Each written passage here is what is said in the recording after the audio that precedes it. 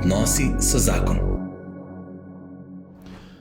Dober dan in lepo pozdravljeni v oddaji Odnosi so zakon, v kateri danes gostim Matevža Mehleta. Matevž, lepo pozdravljen. Ja, lepo zdrav, živijo. Živijo. Kdo je Matevž in s čim se ukvarja?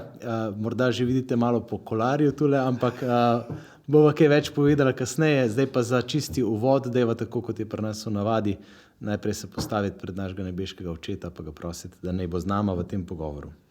V imenu Očeta in Sina in Svetega Duha. Amen. Ja, nebeški oče, tukaj le smo pred teboj, sva midva v tem trenutku, ko snemava, in vsak od nas, ki to posluša, gleda, izročamo se ti, želimo biti tvoji, želimo biti blizu bistvu našega življenja, ki je skrito samo v tebi. Daj, da ga bova danes skozi to oddajo spoznavala, razprostirala in dajala naprej tisto, kar si ti položil v naju. Po Kristusu našem Gospodu. Amen. Slava Očetu in Sinu in Svetemu Duhu. Kakor je bilo v začetku, tako zdaj in vselej in vekomaj. Amen. V imenu Očeta in Sina in Svetega Duha. Amen. Amen. Matevž Mehle. To je prdiž v zadnje čase, ker je en tak poznan priimek. Ja, res je. Le zakaj? Ja, naj kar direkt povem, da sta tudi tvoja oče in mama, Bojan in Nadja, pri družini in življenju zdaj regijski voditeljski par. Že kar nekaj let hodimo skupaj po tej poti gradnje odnosov. Zdaj me pa zanima majčkeno ozadja. Tako, kdo pa, recimo, kako pa ti kot sin, ki prihajaš iz ene družine z precej otroki, Nekaj nas je. Nekaj vas pa je, boš povedal koliko. Se pravi, kakšna je ta tvoja družina, odkot izviraš? Ok, če začnemo glih pri otrocih. Torej, nas je 9. Okay. To se pravi, 8 nas je, bomo rekli, bratje in sestre po krvi. Boštjan, najmlajši, je pri nas v Reji. Skratka, ja, smo velika družina. To se mi zdi, da je ena stvar, ki nas zelo po svoje zaznamuje. Tudi, ko sebe gledam, jaz sem najstarejši, je to neka vloga, ki me pol v bistvu v vseh odnosih me ves čas spremlja. Ja, ne vem, drugač bi rekel, da smo kot družina precej sproščeni, ki smo skupaj, tako, tudi vera je bila del našega življenja, se mi zdi, ves čas. To, na nek način. Ok. Si pa duhovnik zdaj že 10. leto, bo letos, mislim, da minilo, sva se enkrat pogovarjala. Daj mi povej, kakšna mora biti res družina oziroma kakšen je recept, da vzgojiš duhovnika, ne? Ja, to je pa vprašanje za milijon evrov. Ne, jaz bi rekel sicer, da ima družina lahko ogromen vpliv. To lahko pri sebi opazim. Ker se mi zdi, da je družina ne vplivala na odločitev, ampak je ustvarila okolje, v kateri je bilo meni to odločitev predvsej lahko sprejeti. Lahko v smislu, da nisem čutil nobenih pritiskov za ali pa proti. Okay. Tako, ker nasplošno gledam tudi ostale svoje sošolce, duhovnike, s katerimi smo v bistvu bili skupaj v bogoslovju, pa težko rečemo, da obstaja nek recept. Ja, zato je bilo bolj hitro. Ja, ne sej, valjda. Torej, ampak kljub temu mislim, da je dober in da povečuje v bistvu na koncu število duhovnih poklicev, družine, kjer je ta odprtost. Pri nas pa se mi zdi, in tudi nasplošno se mi zdi, da tam, kjer je nekako otroku lahko bi rekel, ves čas njegove vzgoje, ves čas njegovega odraščanja, rasti, zorenja, kjer se ga spodbuja, da išče Božjo voljo. In to se mi zdi, da je mojima 2 staršema predvsej dobro uspevali. Zdaj, na kakšen način se mi zdi, da je tako, ko sem razmišljal, je v bistvu ogromen enih majhnih stvari. Se vzgoja ni zdaj ena tako ena stvar, ki jo počneš, ampak je v bistvu ogromen enih manjših stvari, kjer se jih v bistvu moja 2 starša spodbujala. Od molitev večernih. Za nas je bila recimo večerna molitev res en tak skupen dogodek, ključen dogodek v bistvu v dnevu. Sploh potem, ko smo šli enkrat v šolo in tako pač v srednjo šolo, se mi zdaj bil to včasih edini dogodek, ko smo se v resnici zbrali praktično vsi skupaj. Okay. Še kosila, ne vem, meni je prišel ob 12, eno enih, 2, 3, ne, je bilo, baba je rekla, da včasih je pač kot hotel, ki mora vsake tak cajta pošibati ven par porcij. Točno to. Ampak večerna molitev je bila pa res ena tako točka v dnevu, kjer smo bili skupaj. Tudi naše bili pridni med molitvijo, to me zanima. Vi se kaj bom priden, načeloma ne toliko. Ne, ker veš, ko rečeš večerno molitev, ne, vsi mi, a veš, ko probamo to, pa delamo to, ne, pol vidimo pa realnost tega pri nas doma, ne, pol si ustvarimo idealizirano podobo za avreolo, a veš, in ne vem. Ja, seveda na kolenih, v rokah roževenc, ne. Je bilo dostkrat kaotično. Recimo ena izmed takih zelo kaotičnih stvari je, da smo na koncu vsi čakali, kdo bo pihnil svečo. Ja, to je največje tekmovanje od vseh. Ne. In pa sta starša rekla, ne, čitaj, ti imaš ponedeljek, torek, sreda, četrtek in to je tiste pihnil in je bilo to. Če si bil god, se prežgal, to se pravi krstno svečo, tisto si lahko sam in tako tudi če je bil drug dan. Ampak ja, je bilo kaotično večkrat, ali pa smo se skregali ponavadi pred molitvijo. To je itak delovanje hudega duha, pač da čim bolj, se mi zdi, da hudi duh vpliva na tiste stvari, ki so najbolj dragocene, ki najbolj pripeljejo k Bogu. In to je gotovo molitev in družina sta dve stvari, ki jih proba nas naparati. Se to vidimo tudi na splošno v družbi, sta to njegovi zelo veliki tarči. Ja. In se mi zdi, da je dostkrat prišlo, glih pred molitvijo smo se skregali, cel dan nič, ne. Takrat pa vse ena stvar je bila, da smo takrat prišli skupaj, ne, vsak svojo prtlago, ne, se ti v šoli kaj dogaja ali pri prijateljih, karkoli, ne, in pa takrat priješ skupaj, je časi sam bomba. Ja, jasno. Ampak družina kot okolje, ne, pol je pa seveda, ti si poslušal duha, ti si poslušal Božji glas in praviš, potem je pa verjetno tudi ta vera morala iz tistega okolja, ki je spodbujalo to priti v osebno in pol v klic, ne. Ja, seveda, se mi zdi, da to je en normalen proces v resnici, da iz nekega okolja, ki je sicer spodbudno in tako, moraš narediti korak naprej. Moraš se v bistvu na koncu evangelizirati, ne, to se pravi vzeti, oziroma, dobesedno tako, vzeti to, kar si slišal, to, kar si živel, vzeti pod... Jaz zase vem, da sem tudi vzel zelo kritično pod lupo.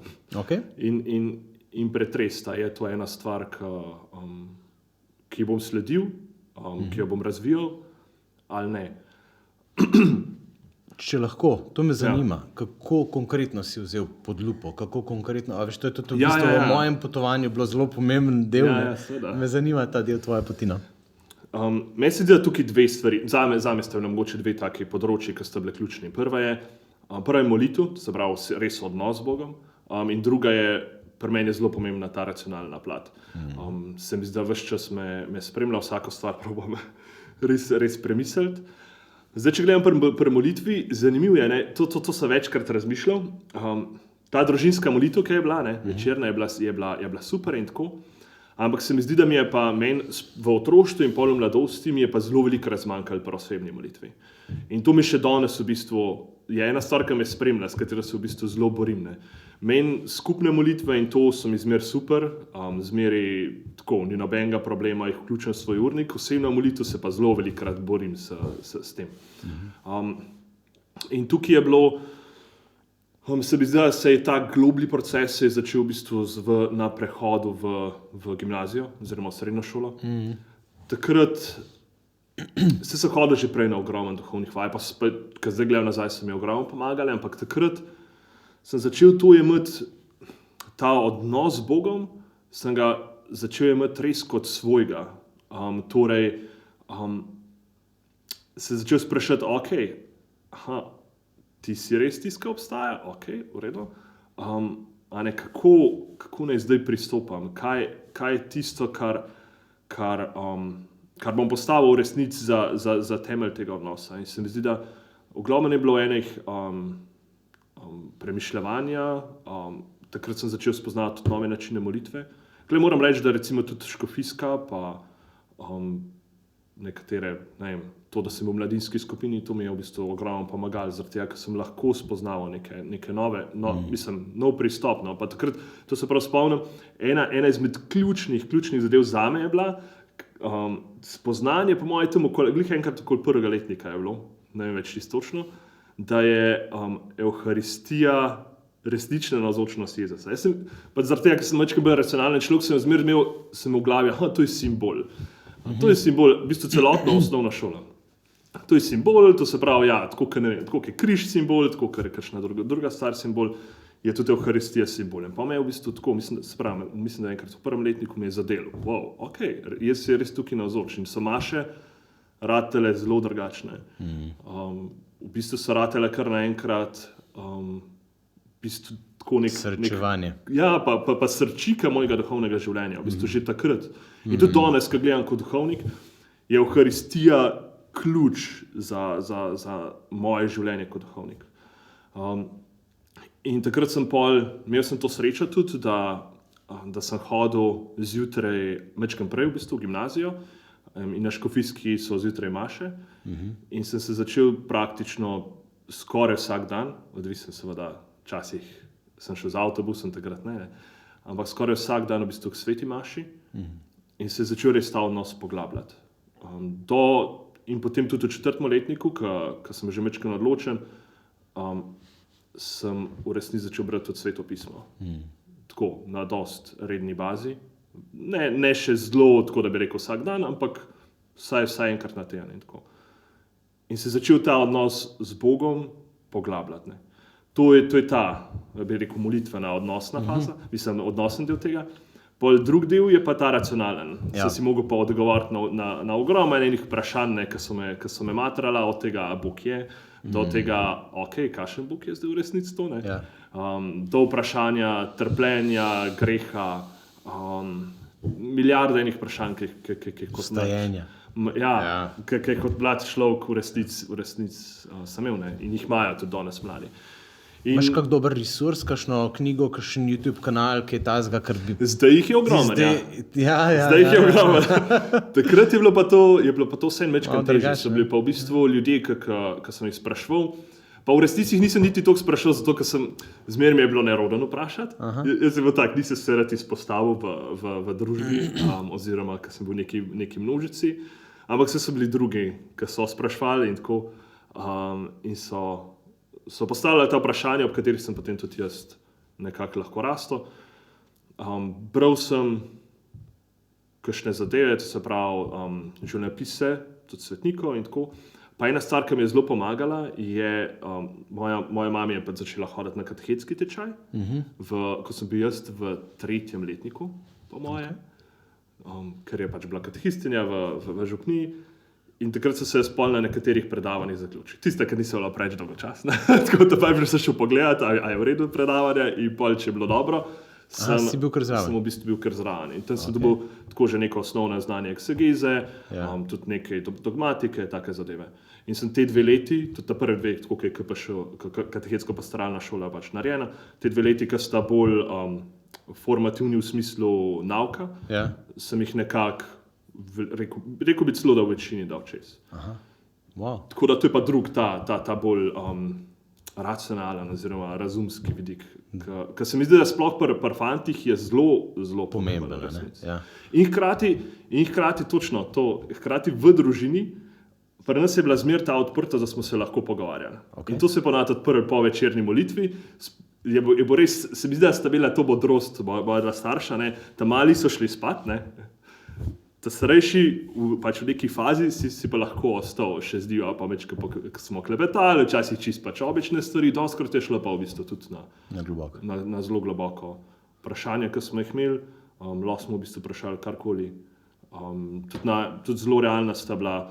Se mi zdi, da sploh mama je imela tako, ima vsem tudi neko znanje in tako, ker je pač hodila k mladinski skupini, ki je bila precej formativna, pa seveda pa na KPŠ-ju in tako. Ati pa tudi zelo iz izkušnje, se mi zdi, da je govoril. In jaz sem doskrat bil tako zelo zadovoljen tudi z odgovori, ki sem jih takrat prejel. Okay, fajn. Tako da to je pa še ena stvar, ki je pomagala pri tej kognitivni ali pa bolj razumski plati vere. Okay. Božji klic vedno prihaja tako, da pač si ti svoboden v tem, kako odgovoriš nanj. Pa me zelo zanimata zdaj 2 točki odločitve pri tebi. A si se najprej odločil, da boš duhovnik, pa si pol predal življenje Kristusu ali obratno? Malo izzivam, zaradi tega, ker načeloma seveda najprej življenje predaš Kristusu, pa si potem duhovnik, ampak a se spomniš kakšne take točke kdaj, ne? Ja, ker Bog ne daje, ampak verjetno kje obstaja tudi kak duhovnik, ki še ni čist predal. Dobro, pustva to. Ja, o tem bi že dal kar debatirati. Skratka, ampak pri meni je to v bistvu šlo kar z roko v roki v resnici. Okay. Težko bi rekel, da je to ena... All in, ja. Čist.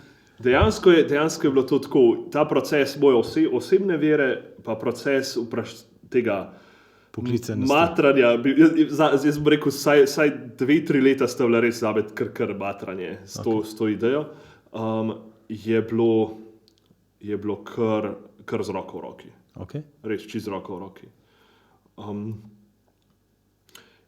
Takrat, kot sem rekel, takrat, ko se je začel s to Euharistijo in to, ko se je začela poglabljati moja vera, je hkrati v bistvu prišlo vprašanje, kaj pa zdaj moj life, kaj bom za svojim življenjem v bistvu naprej počel. In je me hkrati s tem, v osnovni šoli sem se veliko spraševal, kaj bom, ko bom velik, oziroma kaj bom, ko kasneje, kaj bom, ko bom odrasel in tako. Vsak mesec sem praktično spremenil to, kaj bom. Bil sem nadarjen za ogromne stvari, odprta področja, res lahko bi šel karkoli. Zelo me je matralo to vprašanje, zelo veliko interesov, zelo težko sem razločil, kaj je res tisto, kar bi počel. Vse bi počel, če bi lahko. V bistvu tako, vse bi počel, če bi lahko. Okay. Res. Res, kako bi se zdaj, od slovenista, arheologa, ne vem, zdravnika, policaja, mogoče te tehnični poklici res ne toliko. Gasilc, policaj. Ja, se vem. Čeprav jaz kot otrok sem enkrat v drugem razredu napisal, da ko smo mogli pisati, kaj bomo, je bilo par stvari isto, ta neodločenost. Sprav spomnim, mislim, da so 4 stvari, da res se spomnim, da 2 sta bile, da bom župnik ali pa predsednik celega sveta. Wow. To je bilo zame tako. To je največ, kar lahko dosežeš. Dobro.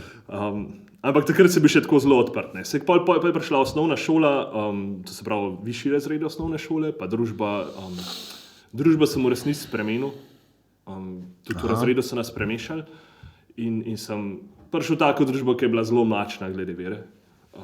In takrat je bila zame misel na duhovništvo tako, se spomnim, da enkrat po mojem 6. 7. razredu mi je naš duhovni pomočnik rekel, a bi ti bil duhovnik, ne, malo premislil, zadnja stvar na svetu, res, ampak res, prav tako v glavi, nisem njemu rekel, ker se nisem zadnja stvar na svetu, a reče, veš, za rečenega kruha se največ poje. Si mislil, ti kar mislil, točno to. Ampak, ne, pa res, pa ko se začeli to poglabljanje, kot sem rekel, to za Euharistijo, tudi več osebne molitve, res se ukvarjam z vprašanjem vere, je začel pa tudi zadaj klic. Kaj pa če je duhovništvo tisto, kaj je zate, ne? In ne, jaz sem si predstavljal, jaz bom družinski oče, pač bom imel ženo, to mi je bilo, od svojih staršev sem videl, koliko je lepo tako življenje. In sem rekel, ne. A si imel kjer nagledano? To ne. Mislim, valjda si imel večkrat zaljubljen. Itak, sploh v osnovni šoli je bilo to zelo aktualno. Pa tudi pol v resnici, vse kasneje v srednji šoli, so bile skozi neke simpatije. Je čisto normalno. Se mi zdi, da... Kdor ni dobro zaljubljen, ne more biti dober duhovnik. Ja. Lahko bi tudi tako rekel. Zato, je povezava nekaj z tem Benedikt XVI govori o erosu, ne, pač kot o ljubiki ljubezni, ki te res žene naprej.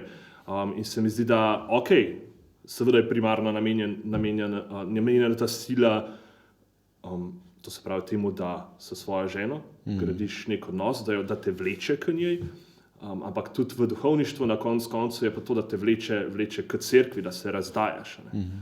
Potem, ko dobivaš od Boga. Ne? Ja, seveda.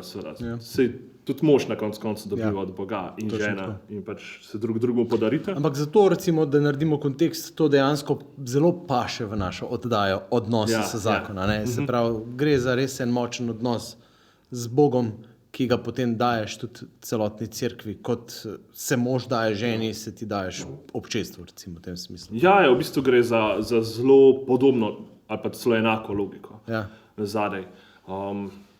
Tako da meni se zdi ključna zadeva, tudi pri sebi sem opazil kot duhovniku, da na koncu dneva pač moram biti zmatran, moram svoje telesne moči pač iztrošiti. Seveda mora biti dnevi pa potem obdobja počitka, ampak če nisem zmatran, če se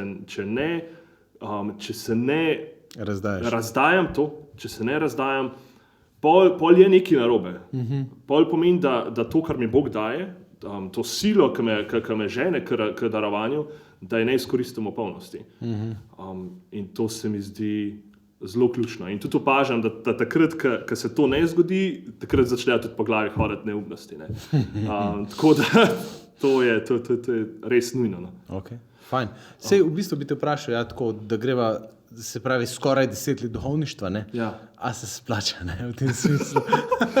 Zdaj smo delali reklamo, kakva mora biti družina, pa to, a se splača. Ne, ampak ne, dejansko tako me zanima, no, kot en mlad duhovnik, ki pač vidim in verjamem in vem, iskreno živiš svoje poslanstvo, ne, pa seveda tudi z neumnostmi ali pa kakorkoli, ker smo ljudje, ne, in tudi to je bistveno, ne, da smo pristni, ne. Tako, no, če lahko poveš o teh daily struggles, o teh dnevnih, bi rekel, bojih, ki pa jih imaš recimo na tej svoji poti, no, pa hkrati veselju, no, tudi, ki ga gotovo tudi prinaša ta poklicanost. Ne. Ja, če bi odgovoril zelo na vprašanje, a se splača, to, kar sem na začetku govorila, pač splača v tem ozkem pomenu se gotovo ne. Ja. Danes, če greš v duhovništvo zato, da boš gor vzdignen ali pa zato, da boš karkoli profitiral ali pa da boš materialno preskrbljen, pač realno to ni opcija. Nimaš realnega pogleda, bom tako rekel. Zdaj, če pogledam teh svojih 10 let duhovništva, jaz sem se zelo bal v resnici, preden sem vstopil v bogoslovje, pa seveda v bogoslovje narediš en proces. Ampak preden sem vstopil v bogoslovje, da to res delam izključno zaradi Boga. To se pravi, in da jaz kot Matevž, da je v resnici to nekaj, kar si ne želim, oziroma sebe ne vidim v temu. Zelo močno sem čutil to željo, ne, da Božja volja je to, kar bom delal. Nisem imel pa zaradi tega, če izpolnim Božjo voljo, oziroma sem imel racionalno, nisem pa tega prevzel na začetku kot svojega. Ne. To se pravi, če izpolnim Božjo voljo, to pomeni, da je tudi moje življenje polno. Ampak zdaj po 10 letih duhovništva pač lahko rečem, da pač ne bi bil nič drugega tudi rajš, kot Matevž, kot duhovnik. In da je duhovništvo nek dar, ki mi ga je dal Bog, in ki je res, seveda je za cerkev tudi, ampak v katerega jaz kot Matevž pašem. Za katerega sem bil na koncu ustvarjen od Boga. In iz tega pač izvira tudi polno življenje. Veselje, ampak ne to veselje v smislu nekega čustva, kot vesel sem. Da si ne hajpan manj. Ja, točno to, v smislu hajpa, ne, ampak res v smislu nekega globokega zadovoljstva in bi rekel celo ene pomirjenosti z Bogom, ki pa seže res globoko. Seveda v tem času pridejo, ne samo dnevni boji, pridejo obdobja, ki so zelo težka, v katerih sem se zelo boril. ampak ne toliko z duhovništvom. Se mi zdi, da to sem si obljubil že v semenišču. No? In se mi zdi, da mi zelo dobro služi ta nekak, ne bi rekel, obljuba ali pa odločitev. To se pravi, ker sem še v semenišču, sem imel ogromno enih kriz. A je to, a ni to. Prva taka res močna kriza je bila, jaz nisem sposoben za duhovnika. Okay. Ker sem gledal ostale, ta ful dobro pridiga, ta res toliko dobro naveže stike z ljudmi. Jaz ne znam, ko sem prišel gor na borbe, so se začele noge trest, ampak vidno trest. Birmanci zraven so se mi režali v glavo. Toliko so se mi tresle. In sem brez lista, jaz nisem spravil par besed skupaj. Ne bi rekel, ne? Zdaj. Ja, ne, se razvije. To je neverjeten, ne, sej. Pol druga zadeva je bila ta stik z ljudmi, ne. Eni so to kar, to so ljudje jim takoj zaupali, jaz sem tako, sej, jaz se pogovarjam, še danes mi je ta prvi stik kar težko, se moram v bistvu zelo iti čez sebe, da ga vzpostavim. In mi je bilo tako, ne, pač to, jaz ne morem biti duhovnik, ne. In pol druga kriza, ki je bila pa i ta, to se pravi, ta je bila res notranja, ko sem pod vprašaj postavil sebe, in pol druga je bila, ko sem pod vprašaj postavil cerkev. To je bil čas, ko sem v bistvu v semenišču ko marsikaj izveš. Z marsikaj izveš, kar ljudje ne vejo. Ko gotoviš, da cerkev je, jaz se bo cerkev zelo idealizirana podoba, moram reči, zato ker tako sem rekel, tudi moja družina tako zelo zaupa in tako. Pa o tem smo se pa mogoče tudi premalo pogovarjali, da bi nek tak zdrav odnos, zdrav odnos. Ne da se karkoli, realen odnos, tako je, realen odnos vzpostavil do cerkve in sem videl, da so kakšne stvari narobe, ne. Ampak, ko te pol začne kar zadevati tako z vseh strani, mi je bilo pa tako, a je to pač sploh cerkev, v kateri jaz hočem delati. Pač živeti, za katero hočem v bistvu življenje, ne. Tako pač to bo moj cel življenje, ne. To ni samo tako, to je moj šiht, ne, in pol grem domov in je to, ne. Pač ne, to je moj cel življenje. In sem tako, ne. Ampak zmeri je prišel trenutek, največkrat v duhovnih vajah, ker sem šel res globoko vase in je bil pač odgovor Boga, pač prvič, a sem te zaradi tebe in drugič, a sem te zaradi drugih poklicev? Ne. Poklical sem te pač zato, da sem jaz tvoja skala, da name gradiš in da se zaradi mene odločaš. Sem tako, imaš prav, ne? Stari. Imaš prav. To je to, če bom na tebe gradil in tebe gledal, ne? To je to, kar Peter, recimo, ko stopi iz čolna. Če sem zdaj za okolo oziral, jaz seveda imel preplavala. In to je moja izkušnja, pa je celo moje duhovništvo. Takrat, ko se okolo oziram, ko gledam, cerkev je taka, jaz sem res beden. Ne? Takrat, ko to gledam, pač takrat začneš se potapljati in pridejo krize, pride res težko obdobje življenja. Ne? Ko sem pa usmerjen v Boga, ko gledam njega, ko vem, da je on cerkev na koncu, da je cerkev njegovo telo, da je on v katerem na koncu sem in za koga sem. Takrat pa je težko, še zmeraj, ampak je čist drugače. Pač imam pred sabo nekoga, ki je trden. Oziroma sem na nekomu, ki je trden. In to tudi veš, da je realno, da ni to make believe, da nisi si tega zmislil. Točno tako. Ja. Kako ti čisto konkretno vsakodnevno skrbiš za to povezavo, za to, da stojiš na skali? No? Meni je ključna, tako kot sem že prej rekel, od spoznanja, da je Kristusovo... se si že malo povedal, ampak tako recimo danes. Sej. Je Evharistija in tudi center mojega duhovništva, mojega vsakega dneva je Evharistija. In takrat res probam, se mi zgodijo tudi raztresene maše in tako seveda, pač čisto človeško, ampak vseeno trenutek, ko pač držim hostijo Jezusa, pač v rokah, sploh pri povzdogovanju, je pač highlight, to se pravi ključen trenutek dneva, ne, zame. Takrat, to je res ena milost, se mi zdi tudi od Boga, ampak takrat vem, da je to, ne, da je moje življenje v pravi smeri, v pravih rokah. No. In to je duhovno, je po moje pač to ključna zadeva, ki jo vsak dan obhajam oziroma doživljam. Potem je pa seveda itak je molitev, breverja, dostikrat rožavenc, bom rekel, da ga še zmeraj ga premalo molim, ampak dostikrat rožavenc. Ena stvar, ki jo zadnje cajte zelo prakticiram, pa jo tudi prakticiramo pri katoliški mladini, je to, da res prosimo Svetega Duha, da res vsako srečanje začnemo s Svetim Duhom. In tudi jaz tako zelo velikokrat kličem, včasih vpijem k njemu, tako zase, za ljudi, ki so mi izročeni, za mlade seveda. Tako da bi res on prišel, on nas vodil, da bi nam dal pravo spoznanje. To je ena, to postaje vidno bolj, se mi zdi, da tako ključno. Se mi zdi, da včasih so bili trenutki, ki se kar malo pozabil, da Svetega Duha, ampak tako, zdaj je eno tako obdobje. To se mi zdi, da so take tri ključne stvari.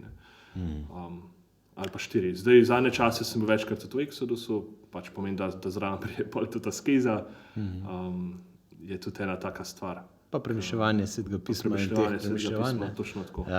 Ja, seveda.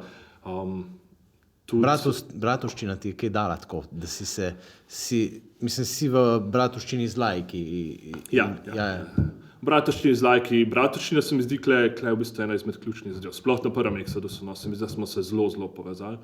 Med sabo je bila v bistvu, jaz bi rekel, da celo ključnega pomena. Zaradi tega, ker vse ostale stvari sem poznal, sem jih enkrat ali dvakrat že prakticiral, ne enkrat ali dvakrat, pač večkrat prakticiral, ampak tako, da bi pa res bratovščino, kjer si podelimo, tega pa prej nisem imel toliko. Ja, v bistvu ne. V letniku smo si včasih kakšno stvar podelili. To je bila ena taka stvar, ampak pol sploh kot duhovniki pa tega ni bilo več. In se mi zdi, da me je tako prav dvignil in mi dal neko moč, ki imaš pač obseg nekoga. Dobesedno, pa ne zdaj v tej smislu, v katerem se zdaj uporablja, ampak je to tovariš, nekdo, ki s tabo nosi tovor tvojega življenja in ki mu ti pomagaš nositi tovor njegovega življenja. Se mi zdi, da je to bilo ključnega pomena, res je. Ja, pri meni tudi. Super. Ker verjetno ti imaš izkušnjo biti župnik, ne? Si bil na Jesenicah. Si bil na Jesenicah koliko let? 3 leta. 3 leta. Mingrede danes grem tja. Ja. So me povabili tvoja ekipa, ki dela z Birmanci še zdaj in me redno povabi. Oni so super. Res super z njimi delati. In tudi zdajšnji župnik je res ful dober. Res. Kakva je bila ta župniška izkušnja? A si bil še prej kaplan? Ja, seveda. Jaz sem bil, se pravi, ko sem postal duhovnik, sem bil 2 leti kaplan v Ribanci, potem 1 leto kaplan v Grossuplu, 3 leta župnik na Jesenicah, pa Svetem križu, v bistvu 2 župniji sem imel. In potem pač tukaj za mladinsko pastoralo. Temu bi se pol posvetila, zdaj pa res ta klasična duhovniška pot. Kakva je to izkušnja v današnjem času? Jaz bi rekel, da meni je bilo super, ker sem na različnih župnijah, zelo različnih župnijah. Recimo Ribanca, ki gledamo, pač taka zelo tradicionalna župnija, tam sem imel res ogromen veruka. Mislim, starejši župniki bi rekli, da ni bilo ogromen veruka, zaradi tega, ker so ga imeli več, seveda, ampak vseeno za današnje razmere kar precej. To pa ogromen, ne vem, za prve petke je bilo veliko ljudi. Takih ljudskih pobožnosti se mi zdaj je bilo precej in tako.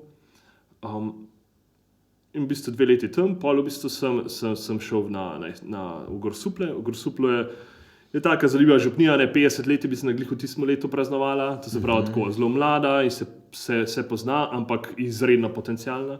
Iz vidika, da so ljudje, ki so se tja priselili, marsikaj pripravljen res graditi skupnost, ne samo prihajati k maši in tako, in to je to, ali pa še na kakšno pobožnost, ki pač mora biti, ampak ne, res ljudje, ki so pripravljeni tudi se vključiti v župnijo in tako. Pol Jesenice so pa, Meni res ostajajo izredno pri srcu. Župnija, ki se bi zdaj tudi pisana, bi mi bila precej na kožo. Iz vidika, da so zelo neobičajna, župnija slovenska. Slovenska? Ja, seveda, slovenska. Ampak je res, ogromen je priseljencev, mislim, da je mesto, zdaj ne bom rekel, ampak gotovo je z enim najvišjim deležem muslimanov. Pozna se polpretekla zgodovina s komunizmom. Pač so izzivi, ki jih druge v bistvu ne srečaš. Obenem pa verjetno priložnosti. Hkrati pa priložnosti, hkrati cerkev, v kateri, ki se je že tudi precej kot skupnost izčistila, ne mogoče še čist, ne, ampak se je izčistila, to se pravi, ljudje res so taki srčni. Tudi, ko smo bili z mladinci, to se pravi, z mladinsko skupino in tako res, ne vem, sploh težko to opišem, zaradi tega, ker je bilo res nam je bilo lepo. Tako. Ogromno enih težav, ki jih mogoče drugje ni, ampak hkrati pa mogoče tudi prav zaradi tega ena večja odprtost za duhovno. V tej izpraznjenosti. Točno tako, ker je izpraznjenost že toliko velika, ker je v bistvu krščanstvo se že toliko na nek način zgubilo neke zunanje oblike, da pač mora iti noter v notranjost, v bistvo, da lahko zaživi. Pa hkrati, res je bilo lepo videti starejše, ki pa so bili preganjeni tudi zaradi vere.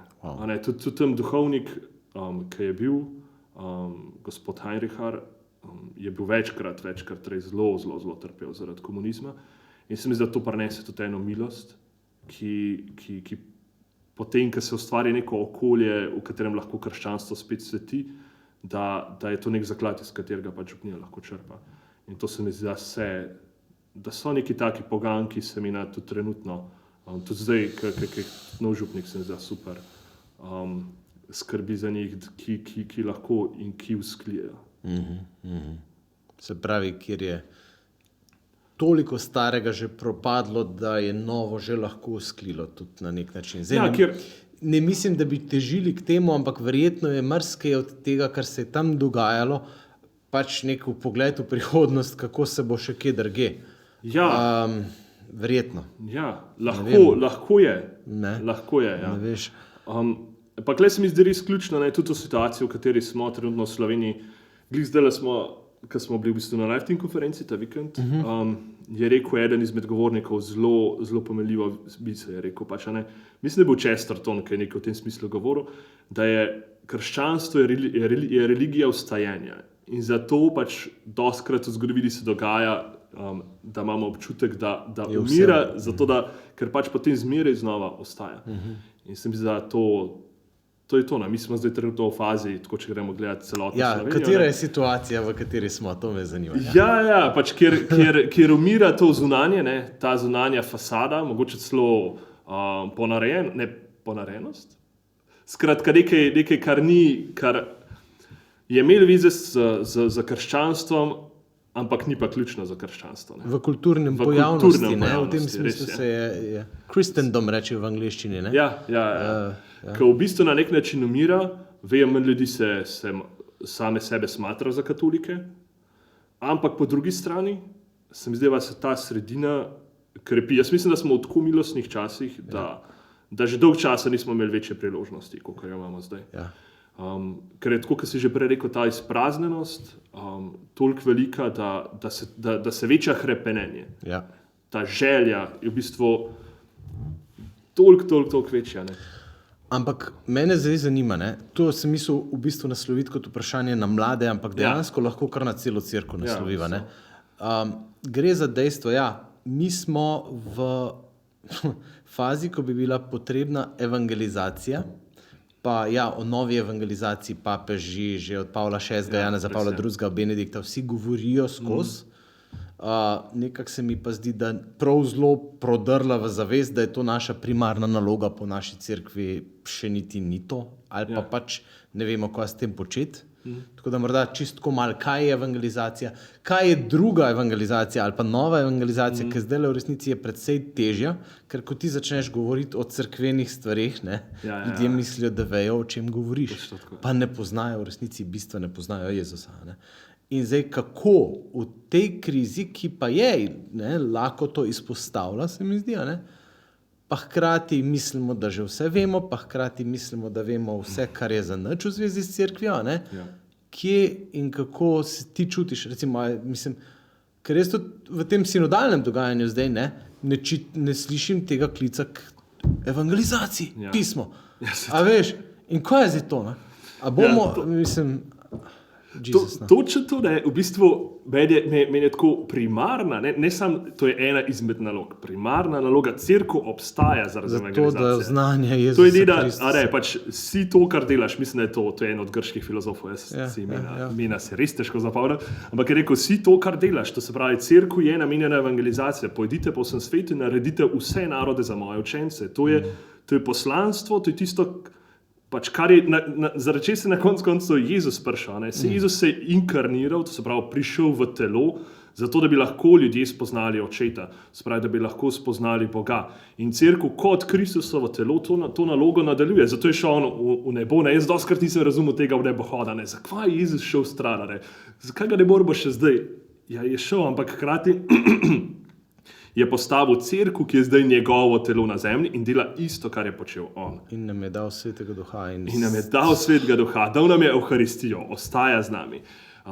Tako, pač kot center našega življenja, zato, da bi mi lahko šli k ljudem in jim oznanili novico. Jim to se pravi, govorili o Bogu, očetu, ki je ljubezen in ki je hkrati usmiljen in hkrati pravičen. Ampak ko bi mi te prvo nafutrali vsaj naše ljudi, ki so not. Ja, in to je pa zdaj problem. Druga, to se pravi nova evangelizacija, se začne pa v cerkvi. Ampak se mi zdi, da sta zelo povezane. Doskrat jaz vidim to skušnjavo, da pol tudi na župnijah, ljudje rečejo, ali pa tudi na splošno v cerkvi, ljudje rečejo, ok, idemo najprej nafutrati naše, ki so notrne. In se v bistvu usmerijo v njih in delajo na njih in po parih letih grejo.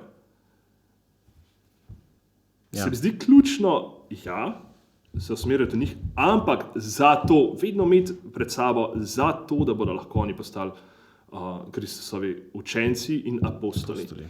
In to mi je tukaj, ko gledam recimo Focus v Ameriki, je to mi toliko dobro, zaradi tega, ker oni imajo, to se pravi, dajo to njihov način evangelizacije, zdaj še mečken širše, zato da mogoče se razume, je preko prijateljstva.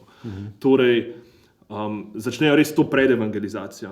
Se pravi, ni najprej evangelizacija, se pravi, jaz prijem tebe, ti takoj začne govoriti o Jezusu in tako, zato ko ti sava, kaj ti jasno, ne?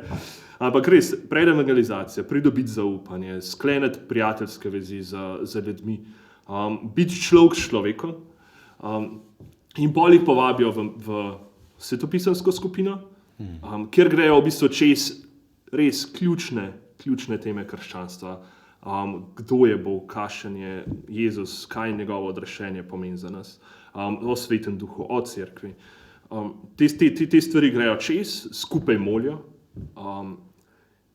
ampak, kar se mi zdi, da pa nam zmanjka, zelo velikrat, tudi mi se mi zdi, da smo zdaj že naredili kar nekaj korakov, da tudi te stvari že kar bi lahko rekel, pač delno obvladamo, tudi odvisno od okolja.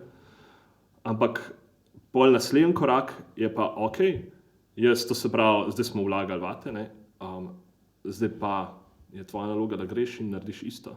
Se pravi, ta tretji korak, ker se mi zdi, da pri nas se pa dostikrat dogaja, in to sem tudi jaz opazoval, je pa to, ok, pa se pa zaciklamo, rata nam fajn, skupaj, in pol ostanemo in se zapremo. V svoj kvazi idealen krščanarski balonček. Ja, točno tako. A sem lahko zelo žleht, kako jaz temu rečem?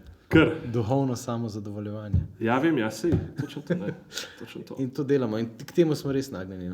K temu smo Slovenci, se mi zdi, da zelo nagnjeni tudi kot narod.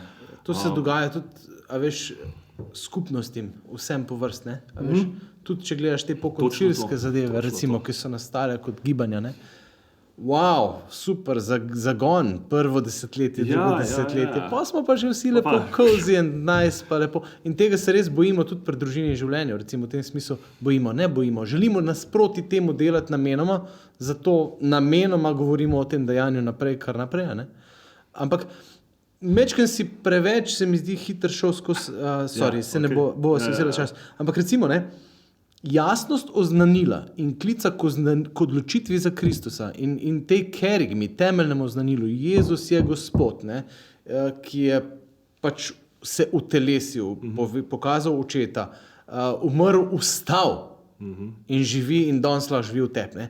Se pravi, kaj je tukaj noter zame? Tukaj se mi zdi, da nam manjka nam jasnost poti, no? Tega učenčevstva, kot rečemo, z eno čudno poslovenjeno verzijo besede discipleship. Ne? Ampak tukaj nam se mi zdi še zmer manjka, no? Tega jasnega skupnega zavedanja. Ne vem, kje se ti zdi, se ti zdi, da smo tle že dosti naredili? Mislim, da še zdaleč ne. No? Ne, nikakor ne.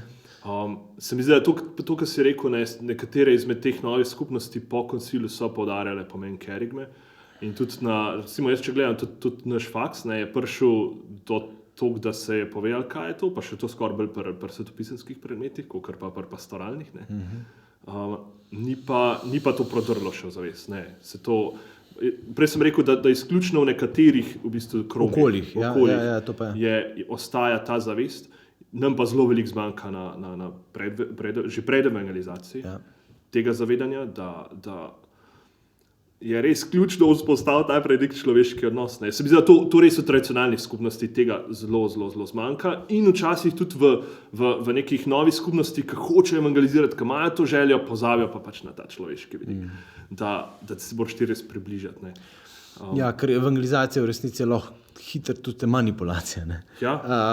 Če ti misliš, da boš pač človeka spoznal za to, da boš, recimo ga pripeljal nekam, da boš eno črtico naredil. Pa a veš, in tukaj sem zadnjič sem prebral en odličen citat od Nouwena, ki pravi, če ni tega dnevnega vztrajanja v Kristusu in dnevnega odnosa z njim, in da pač iz tega ven tisto pač teče iz tebe, pol je evangelizacija ali pa karkoli, na kar probaš človeka naštelati, tako je manipulacija.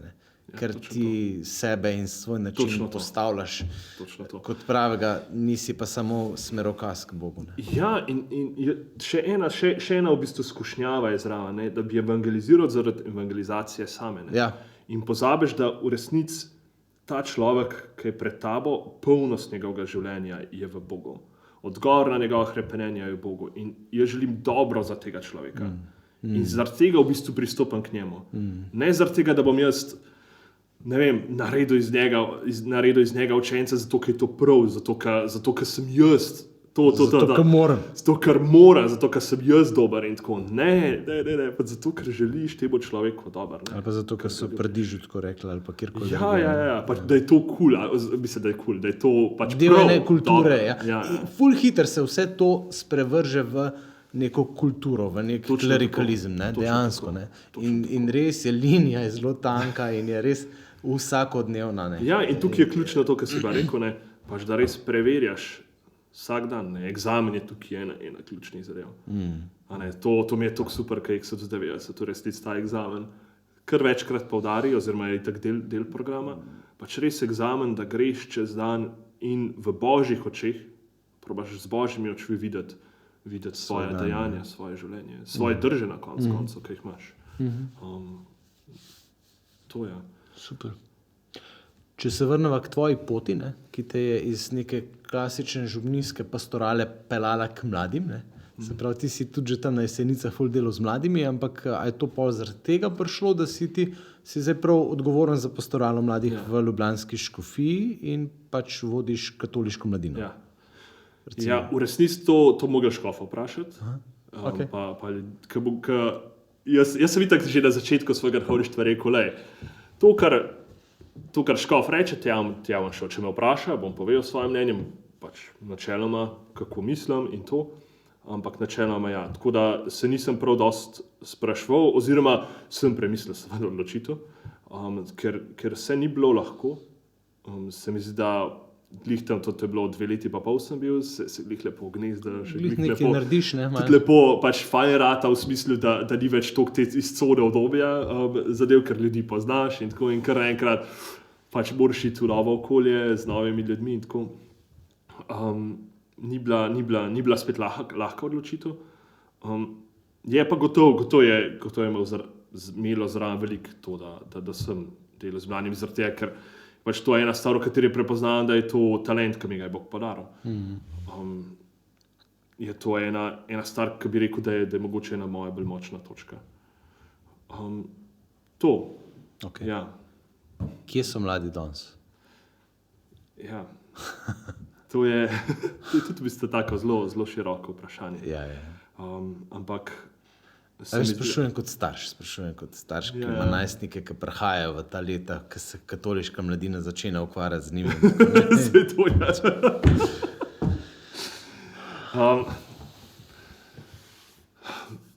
Ogromno je področij, o kateri bi lahko govorili. Zdaj, če gremo gledati čisto konkretno, pač versko, pač se mi zdi, da je to mogoče res ključno.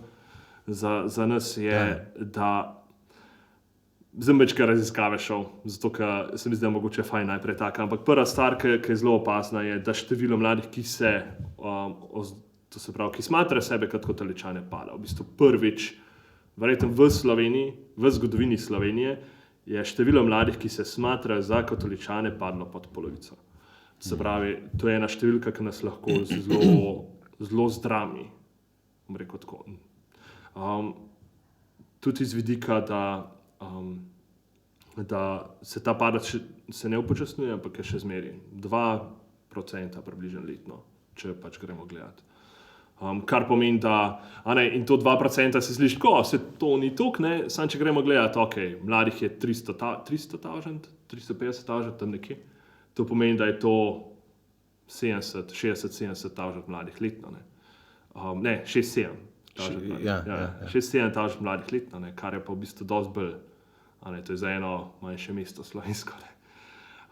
Skratka, to je prva stvar. To je, jaz mislim, da je ključen dejavnik, da se v nas zbudi zavedanje, ok, nujno je, da se kot cerkev prebudimo. Da nekaj delamo. Ja, to je prva stvar.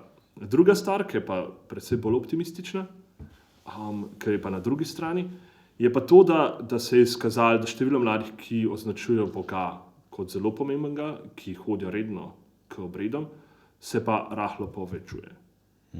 Torej, ni zdaj to spet grozno povečevanje, ne?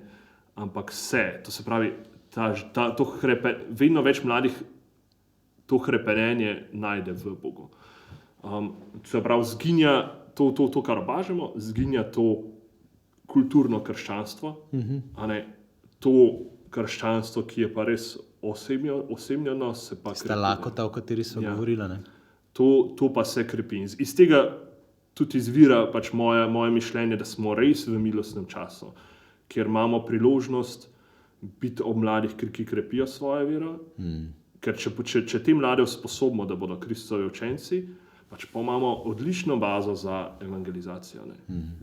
Pač potem, ne vem, kaj 90% ostalih ljudi, ne. Kako konkretno se tega lotevate pri katoliški mladini? Zdaj, malo sva že prej spregovorila o cerkvi na splošno, ne? Pa pač, ampak vi dejansko zdaj delujete tudi tako, da v resnici smo rekli par let nazaj, mladinska pastorala je preč, ne? Je crkvena v tem smislu. Tista iz 70-ih let, ki je bila pokoncilska, bi rekel, in ki so bile mladinske skupine in tako je funkcionirala tam do konca 90-ih, se mi zdi, ali pa začetka 2000-ih. Zdaj je v tisti pojavnosti precej slabo, ne? Zdaj se mi zdi, katoliška mladina pa vendarle, praviš, se povezujete z recimo organizacijami, ki v tujini namenoma delajo res na učencih, na tem, da pripeljejo kerigmo, oznanilo, temeljne stvari, ne? Ker jaz, če se spomnim mojih mladih let, pred 2000 in potem v študentskih časih, kodarkoli sem iskal, ne, tudi pri takratnem Skamu ali pa kjerkoli, ne, Emanuel je bilo nekaj, recimo, ne, a veš, so bila, potem tezejska srečanja so bila, recimo, ne, v tem smislu, Ostalo je bilo pa veliko enega, jaz sem zmeraj rekel, ne, si katoličani ne upamo direkt evangelizirati. Takrat je bilo tako. No. Se pravi, hodili smo kamačka okoli vrele kaše, oznanjali smo, pač biti prijatelj v skupnosti prijateljev je lepo in to je to. Je bila to friendizacija, pa predvsej manj evangelizacija. Ne. Zdaj se mi zdi, da ste vi s to ekipo naredili ta premik. Kako to v praksi izvajate? No? Prva stvar je to, kar si že rekel. Začeli smo se povezovati z organizacijami, ker prepoznamo, da so usmerjene v Kristusa, Christ-centered. Pač v bistvu. Mogoče še bolj, kot seveda tudi je velika, velika želja, da z organizacijami, ki delajo na discipleshipu, to se pravi na učenčevstvu, ampak v prvi vrsti, to se pravi, da je ta mreža široka, pa s tistimi, ki imajo Kristusa v središču, kar se zelo, zelo hitro opazi. Že način govora, kje so temeljni poudarki molitev. To mi je bilo zdaj, tako kot sem rekel, Life Team sam recimo je res, Life Team je ena izmed organizacij, kjer so že bile neki poskusi v Sloveniji v preteklosti, ampak se mi zdi, da so tudi oni kot organizacija zelo dozoreli. Mogoče bi sem to kot ozadje dal, ne? Tudi v ameriški katoliški cerkvi, odkudar te zadeve izvirajo, so se stvari v 20 letih bistveno spremenile, predvsej bolj kot pri nas. No? Se mi zdi, da so pač ogromno dobrih takih praks vzpostavili in se šli na nekateri, ne? šli na bistvo. Šli na bistvo. Tako da imamo kaj se učiti vseeno od tam, ki so korak naprej. Točno to. V bistvu sem opazil tudi že na župniji kot kaplan, kaj kdo poudarja, kaj kdo živi. Mislim, gledal pač slovenske organizacije, pozval sem se praktično, jaz bi rekel, da z večino, tudi s temi pač novimi, to, ko smo pregovorili, novimi skupnostmi. Pozval sem se pač v različne mladinske organizacije in tako. In v bistvu opazoval, sodeloval zraven in tako. In potem sem začel gledati tudi seveda v tujino in ista zadeva. To se pravi, res opazoval, kdo postavi Kristusa v središče. To mi je bila prvo merilo. In se naredi neka, pač čez sito padejo zadeve, in je išlo ven neke organizacije, neke pobud. In tudi zdaj, pač, ko pri katoliški mladini z nekaterimi od teh seveda pač tudi sodelujemo. In to mi je bilo, to so hotel prereči, recimo Life Team, zdaj smo bili od petka do nedelje smo bili na evropskem usposabljanju od Life Teama v Španiji. In ena stvar, štirje smo bili iz Slovenije, in ena stvar, ki so jo vsi štirje poudarjali, je recimo molitev. Molitev je tako ukomponirana v program, tako organsko, pa če nekaj, kar je življenje, ni nekaj, kar je prisiljeno, tako zdaj bomo pa zmolili, in pol nekaj drugega. Ne, tako dobesedno se preliva, to je prva stvar, ki so opazili, in druga stvar, ki so opazili, to, kar sem prej rekel, pač vse je osredotočeno na Kristusa. Tako, v bistvu vsaka stvar, o kateri pač govorimo, je Kristus središče. To je to. Potem pa, ko smo še naprej gledali kakšni so pa zdaj načini pa metode, so pa takrat v bistvu se prvič s to idejo discipleshipa srečal pa ob knjigi Sherry Vedel. Pač, ona se mi zdi, da je oziroma ob njej in hkrati v Ameriki je bila pobuda Discipleship Focused Youth Ministry. Jaz sem pri njih v bistvu začel za neke igre, za mladinsko skupino, sem jih videl in tako, in pač pol ob njihovih člankih pač šel globlje in potem seveda tudi na predlog te strani sem šel gledati pač tudi protestantski discipleship, kako ga oni izvajajo, tudi pač literaturo, začel brati in tako. In v bistvu res prepoznal to dragocenost tega modela, ki je v bistvu Kristusov model, ki ga je v bistvu že on uporabljal in ki se mi zdi edini v resnici smiseln. Pridi in hodi za menoj. Točno tako. Kjer je skupnost na pravem mestu, cerkev na pravem mestu, kjer je Kristus v središču in kjer se upošteva, da je vse skupaj pač pot. To se mi zdi ključno.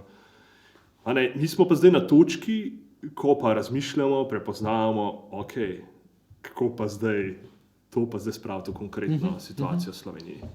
Tukaj nam pomaga pač to, da se povezujemo z drugimi organizacijami, z njimi se pogovarjamo. Se pravi, Life Teen je nekako bolj za srednješolsko mladino. Ste ga že pripeljali v nekatere župnije, že testirate programe? Ne? Že testiramo programe, hkrati nas pa res čaka še poglobitev predvsem tega. To se pravi, usposobiti mlade in odrasle, ali pa mlade odrasle, da bodo res zapopadali, bom tako rekel, zapopadali v bistvu celoten model, ker pač ni blizu, se pravi, v Sloveniji ga ne srečujemo pogosto. No. Iz tega vidika je tudi zelo dragoceno, ne, da nas je par organizacij v Sloveniji, ki gledamo v to smer. Ker tukaj se mi zdi, da bo potreben še, da se tudi pogovarjamo še o to se pravi, povezovanju, zaradi tega, ker če sam probaš razmišljati tako o razmeri, če ne drugega, so neke stran poti, pa je izgubljen čas, ne? Če si pa skupaj, pa gledaš vse, je pa ogromen, je pa razločevanje lažje. No. Z tega vidika je bil zanj zelo pomemben sestanek, pri vas smo imeli. Se pravi, mi smo v kar neki organizaciji se nas je malo povezalo v okviru te pobude prevoda Exodusa 90, kjer smo čisto partnersko sodelovali in potem smo zadnjič je Boštjan Čerinov, ki je zdaj to sklical, je par puščic pokazal, kje vidi, oziroma nam je pomagal videti, kako se že povezujemo v praksi, pa mogoče nismo ozavestili dosti. In recimo res tudi pri Dižu, pogosto naši pari, se pravi starši rečejo, pa dejte še kaj več za mlade Diž, dejte kaj delati za mlade. In mi vsakič znova, ko se s tem srečamo kot potrebo, se rečemo, vse to je res treba in res tudi jaz bi rad naše mlade usmeril in nekaj malega lahko naredimo za zraven. Moramo pa, oziroma vsakič znova pa vidimo, da to ni naše temeljno poslanstvo. Naše temeljno poslanstvo je delati te iste stvari s paroma, se pravi preko predevangelizacije, ki je, bi rekel, odnosna potreba, para, pri nas, se pravi pripeljati do tega, da odnose obstaja, pač tips and hacks, se pravi, obstaja kar en kup stvari, ki se jih moramo o odnosih naučiti, ampak potem je pa bistvenega pomena ta naš osebni odnos s Kristusom. In zdaj, vi delate z mladimi in v tem smislu vidimo pač veliko priložnost v tem, da se pač na smiselnih mestih povezujemo, da mi naše mlade usmerimo k vam in da potem po drugi strani, na drugi strani kanala, ko vaši mladi ali pa naši mladi pridejo do odločitve o poroki, do razmisleka o tem, da se pa že spet usmerjajo k nam do zakonske skupine naprej in tako. Čist praktičen primer so zdaj te večeri slavljenja, večeri plus, smo malo povabili na njih, jih izvajate v bistvu skupaj z našim Tadejem Vindešem in skupino Svetnik.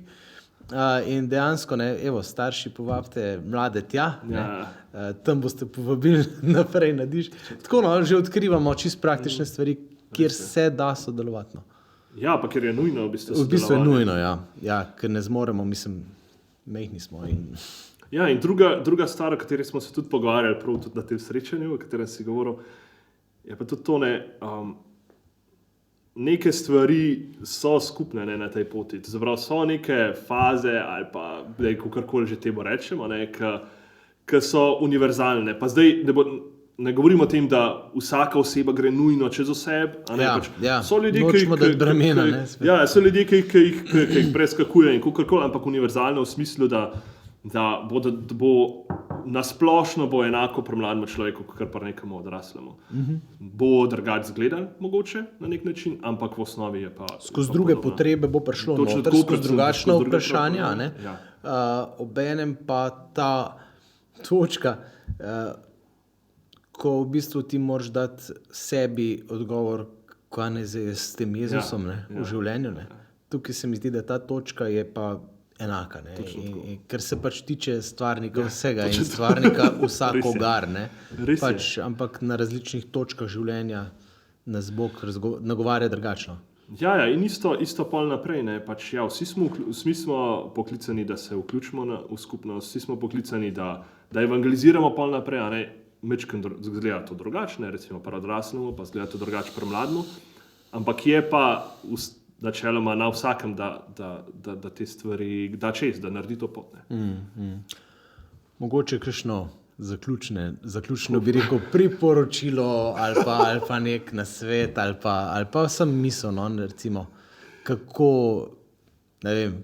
To je meni zmeri najtežje. Ja, tako zbrati stvari skupaj. Ne? Ampak meni se zdi res ključno, dve stvari se mi zdi da ključne, ki sem jih že poudaril, oziroma to, kar sem prej rekel, da opažamo pa drugih.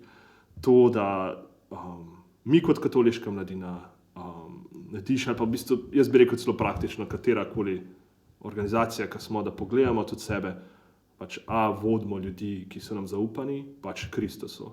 Ki vodimo sebe, pač v skupnost, ki je pač sama sebe zadost, ali jih vodimo res Kristusu. To je prva stvar. In prepoznati to nujo v tem svetu. Da je to edina v resnici pot cerkve. In druga je to, kar smo rekli, da kot cerkev, da tudi živimo, da se povezujemo. Super. Amen. Amen. Hvala, Matevž, za en odličen, bogat pogovor. Ja. Vi pa tudi, če vam je bilo tole všeč, pa še druge vsebine, ki jih pripravljamo, prijavite se, kliknite se na subscribe knof na YouTubeu. Bi radi, da se še majčkeno razširi vest, tako da lahko tudi delite naprej s svojimi prijatelji, mogoče čisto zasebno v enem privat sporočilu, ne samo generalno nekje na enem omrežju, ampak prek Messengerja ali pa kakorkoli. Lej, tole sta pa dobro povedala, deca, dej poglej si, ne, v tem smislu. Tako da, hvala še enkrat. Ali pa s tem le se pa ne strinja, tudi tako se širi. Tudi s tem se širi, ja, tako da kar izvolite, udarite po nas. Tako, ok, hvala lepa, nasvidenje. Ja, z Bogom. Z Bogom.